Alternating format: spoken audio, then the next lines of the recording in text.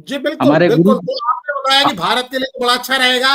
अब मैं धीमे धीमे आना चाहता हूं कि बाकी लोग भी जानना चाहते हैं कि जैसे अगर आप प्रधानमंत्री नरेंद्र मोदी की अगर बात करते हैं तो पिछला साल उनके लिए बड़ा मिला जुला सा रहा। शुरुआत बहुत अच्छी हुई जनवरी में, पूरा देश राममय हो गया जैसा आप बता रहे हैं, अयोध्या में ही आप विराजमान हैं। और उसके बाद लोकसभा चुनाव हुए जब उन्होंने नारा दिया अब की बार 400 पार, लेकिन नतीजे उनकी उम्मीदों के मुताबिक नहीं आए। प्रधानमंत्री नरेंद्र मोदी 400 पार जाने की बात कर रहे थे, लेकिन एनडीए 293 पर रुक गया, भारतीय जनता पार्टी 240 पर रुक गई।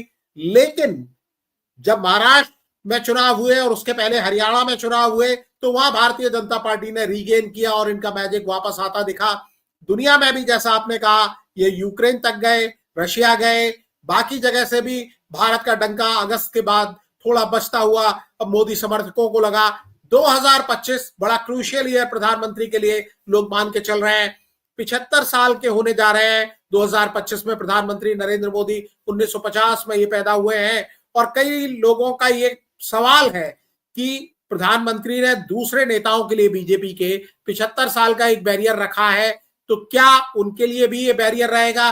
हालांकि बीजेपी के नेता अमित शाह साहब कह चुके हैं कि अगला चुनाव भी यानी 2029 का आम चुनाव भी मोदी जी को आगे रखकर ही बीजेपी लड़ेगी, यानी रिटायर होने का इरादा नहीं है। आप कैसे देख रहे हैं? आपका जो ज्योतिषीय आकलन है, हनुमान जी की कृपा है, प्रधानमंत्री नरेंद्र मोदी के लिए 2025 कैसा रहने वाला है?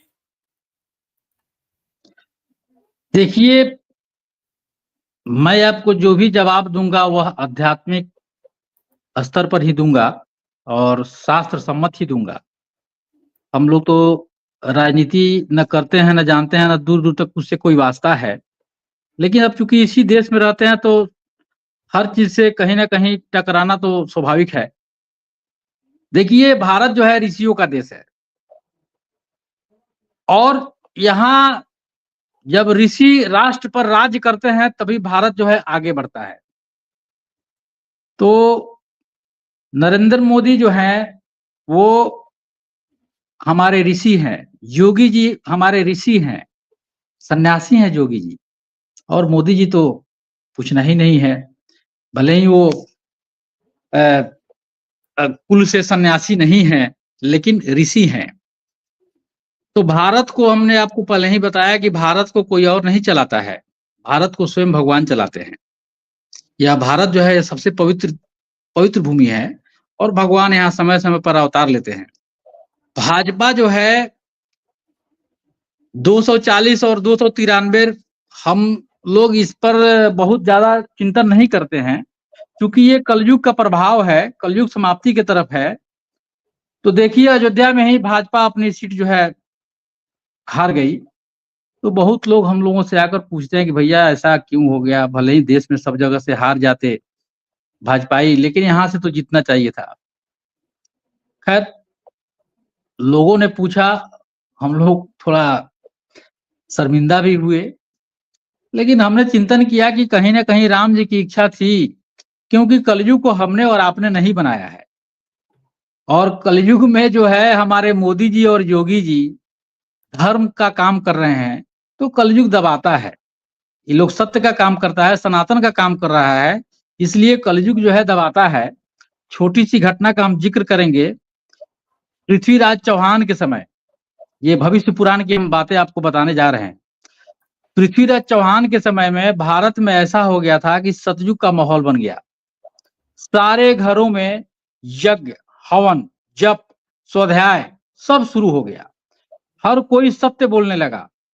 पृथ्वीराज चौहान ने पूरे भारत में ऐसी व्यवस्था कर दी कि जैसे सतयुग ही आ गया।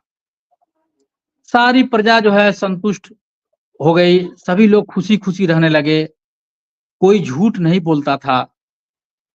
इससे कलयुग घबराकर, जो हमने भविष्य पुराण में पढ़ा है, संतों के मुंह से, अपने गुरु जनों के वाणी से सुना है, उनके द्वारा सुना है कि कलयुग इससे बेचैन होकर चला गया जगन्नाथपुरी, वहां तपस्या करने लगा। 1 साल तपस्या करने के बाद भगवान कृष्ण का उसने साक्षात्कार किया। भगवान पूछे, बताओ क्या बात है? तो कलयुग ने वो कहा कि प्रभु, जब मेरा कोई काम ही नहीं है तो आप हमें समाप्त कर दो। क्योंकि आप ही ने हमको बनाया है, हम तो खुद से उत्पन्न हुए नहीं हैं। तो जब मेरा कुछ चल ही नहीं रहा है तो हमें रहने की कोई आवश्यकता है नहीं। भगवान मुस्कुराए, पूछे कि ठीक है, तुम घबराओ नहीं, मैं ही आंशिक अवतार ले लेकर तुम्हारे साम्राज्य का स्थापना करूंगा और भारत में मलेच्छों का राज होगा। मलेच्छ शब्द कहें तो यह मुसलमानों पे लागू होता है। मलेच्छ शब्द का कोष्ठ में लिखा हुआ है मुसलमान, आज के मुसलमान ही मलेच्छ, और हुआ भी वही। भगवान कलयुग को वर देकर अंतर्ध्यान हो गए और उसी के बाद, है ना, मोहम्मद गोरी जो है इतनी बार भारत पे चढ़ाई किया था, एक बार भी विजय प्राप्त नहीं किया, और भगवान के आशीर्वाद वचनों के बाद, वर के बाद वह पृथ्वीराज चौहान को हराया और भारत में मुसलमानों का, मलेच्छों का राज हुआ। और तब से लेकर आप देखें कि कलयुग कितना भयावह था। मोहम्मद गोरी के आने के बाद से 1400 वर्ष यहाँ मलेच्छों का साम्राज्य रहा। हम लोग चंदन लगाना तक बंद कर दिए थे, जनेऊ धारण करना बंद कर दिए। पहले मुस्लिम थे कहाँ यहाँ? कहीं इतिहास में एंशियंट हिस्ट्री हो चाहे मॉडर्न हिस्ट्री हो, कहीं चर्चा है पहले एंशियंट हिस्ट्री में कि मुसलमान भी कोई जाति थी? लेकिन लोग समझना चाह रहे हैं, लोग जानना चाह रहे हैं, लोगों का ही सवाल मैं आपसे पूछ रहा हूं क्योंकि बड़ी जिज्ञासा है भविष्य को लेके कि प्रधानमंत्री नरेंद्र मोदी 2025, सीधा सवाल, कैसा उनके लिए होने वाला है? और जो रिटायरमेंट के कई लोग सवाल पूछ रहे हैं, क्या वो रिटायर होने जा रहे हैं या इसी रफ्तार में चलती रहेगी गाड़ी? नहीं, मोदी जी रिटायर नहीं होंगे। मोदी जी 2029 तक रहेंगे। मोदी जी के ही संरक्षण में फिर अगला चुनाव भाजपा लड़ेगी और उसके बाद योगी जी आगे आएंगे और सारी जनता जो है, सारे सनातनी हिंदू जो हैं, वह मोदी जी के बाद योगी जी को प्रधानमंत्री के रूप में देख रही है। और आप देखेंगे, ये सीधा सीधा मेरा आपके चैनल से यह नोट कर लीजिए कि मोदी जी 2029 तक रहेंगे और भाजपा फिर से चुनाव जीतेगी। हम ये कोई राजनीतिक भाषा नहीं बोल रहे हैं। मोदी 2029 तक राज करेंगे और भारत को उस मुकाम तक लेकर जाएंगे जो भविष्यवाणियां हमारे संतों ने कर रखी है। भारत जो है नंबर 1 बनेगा, आप देखते रहें। जी, 2029 तक मोदी जी रहेंगे।